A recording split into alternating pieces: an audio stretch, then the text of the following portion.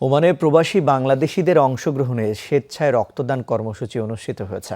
শনিবার Oman Bangladesh social ক্লাবের উদ্যোগে ও গালফ ওভারসিজ এক্সচেঞ্জের সহযোগিতায় 2 দিন ব্যাপী এই দিন কর্মসূচি অনুষ্ঠিত হয়। দেশটির বিভিন্ন প্রান্তে থেকে বসবাসরত প্রবাসীরা স্বেচ্ছায় দিচ্ছেন রক্ত। বলেন, এমন উদ্যোগ ওমানে বাংলাদেশের ভাবমূর্তি উজ্জ্বল করবে।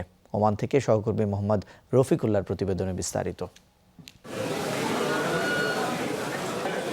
ওমানের রাজধানী মাসকাটের আল খোয়ের জাকের মলের হলরুম পরিণত হয়েছিল একখণ্ড বাংলাদেশে।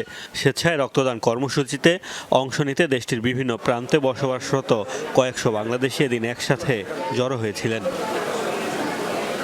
একের রক্ত অন্যের জীবন, রক্তই হোক আত্মার বন্ধন, এই স্লোগানে প্রতি বছরের মতো এবারও রক্তদান কর্মসূচি আয়োজন করেছে প্রবাসীদের সংগঠন ওমান বাংলাদেশ সোশ্যাল ক্লাব। সার্বিক সহযোগিতায় ছিল গালফ ওভারসিজ এক্সচেঞ্জ। কর্মদিবস হওয়া সত্ত্বেও প্রবাসীদের অংশগ্রহণ ছিল চোখে পড়ার মতো। অনেকেই প্রথমবারের মতো রক্ত দিয়েছেন। বাংলাদেশ সোশ্যাল ক্লাবের আজকের এই রক্তদান কর্মসূচিতে আসতে পেরে আমরা অত্যন্ত আনন্দিত।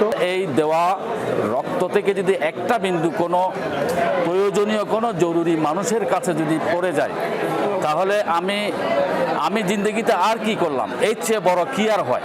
যাদের রক্তের প্রয়োজন কিন্তু আমরা দেশে নাই দিলে ওনাদেরকে দিতে পারি।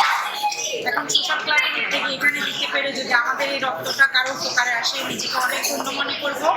18 থেকে 60 বছর বয়সী প্রবাসীদের পদচারণায় হলরুম পরিণত হয়েছিল মিলন মেলায়। রক্ত দেওয়ার পাশাপাশি দীর্ঘদিন পর এত স্বদেশীকে একসাথে পেয়ে আড্ডায়ও মাতেন অনেকে।